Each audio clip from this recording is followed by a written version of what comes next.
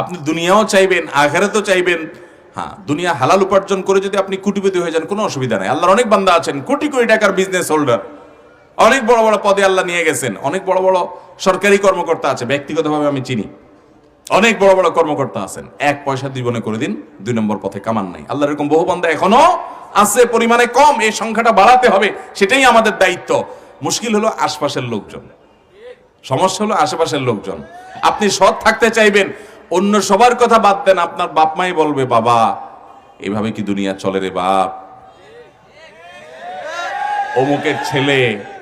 অমুকের ছেলে দেখোস না বাজারে জমি রাখছে, ক্ষেত খামার সব কিনে ফেলাইতেছে, হ্যাঁ, দোতলা করার পর 3 তলার জন্য রড বাইর করে দিছে, দেখোস না। এসব কে বলে? নিজের মা বাপ বলে। এই জন্য মা বাপকে নিয়ে তাদের সাথে বেয়াদবি করা যাবে না। পায়ের কাছে বসে চোখের পানি ফেলে একটু মা বাপকে বলবেন, মা গোটা দেশ কিনে ফেললাম, দিন শেষে জাহান্নাম আমার ফয়সালা হলো, এই দেশ যেটা কিনে ফেলছি এটা নিয়ে তো যেতে পারবো না মা। ওই কাপড়ের কাপড়, ওখানে পকেটও নেই, কাপড়ের কাপড়ে কি নেই, পকেটও নাই যে কিছু নিয়ে যাব মা। কিসের জন্য? আমি অবৈধ উপার্জন করবো, নাতিপোতারা ভাবসাব নিয়ে রাস্তাঘাটে ঘুরে বেড়াবে, আর মুগুর আমার পিঠের উপরে পড়বে। এর চাইতে বড় গাধা, এর চাইতে বড় বেকুব আর নির্বোধ আল্লাহর জমিন আর কে আছে? মা বাপকে বুঝাতে হবে, মা বাপকে বুঝাতে হবে অবৈধ উপার্জনে স্বাদ আছে, বুঝি।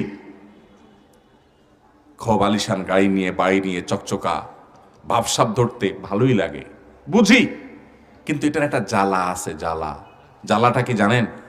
জ্বালাটা হইল সবাই যখন আপনারা বলে হাজী সাহেব এত টাকা মাহফিলের জন্য দিচ্ছেন, বলেন মারহাবা, সবাই বলেন নারায়ে তাকবীর, এসব যখন বলে না, হাজী সাহেব তলে তলে তখন চিন্তা করে, হায় রে কত মানুষের রক্ত চুষায় না, এই টাকা আমি দিছি, আমি জানি। তোরা আমারে নারায়ে তাকবীর আর মারহাবা দেস, আমি তো দিন শেষে 3 চোর আর গম চোর। মুশকিল হলো যে বললাম, সততার পথে চলতে গেলে আপনার বউ বলবে তোমার সংসার করা যায়, আশপাশে দেখো না কিছু মানুষ কেমনে চলে, আপনার বাপ মা, আপনার ভাই বোন, আপনার আশপাশে সবাই বাধা দিবে। এই জন্য প্রথম কথা হলো পৃথিবী উল্টে যাবে, আমি অন্যায় করব না। আমার খুব বেশি গোশ ভাত খাওয়ার দরকার নাই, অল্প অল্প ডাইল ভাত খাবো। মনে রাখেন, কিছু লোক আছে কোন রকম কুড়ের ঘরে থাকে। আমি এরকম বহু লোককে ঢাকা শহরে দেখছি যে একটা টিন শেড বাড়ি আছে, বেচারা বিল্ডিং করতে পারে নাই, কম দামে জায়গা পাইছে, একসময় কিনছে, টিন শেড বাড়ি করে আছে, অনেক বড় সরকারি কর্মকর্তা ছিল এর মধ্যে আছে, অথচ তার সহকর্মীরা অনেকে আছে ইয়া বড় বড়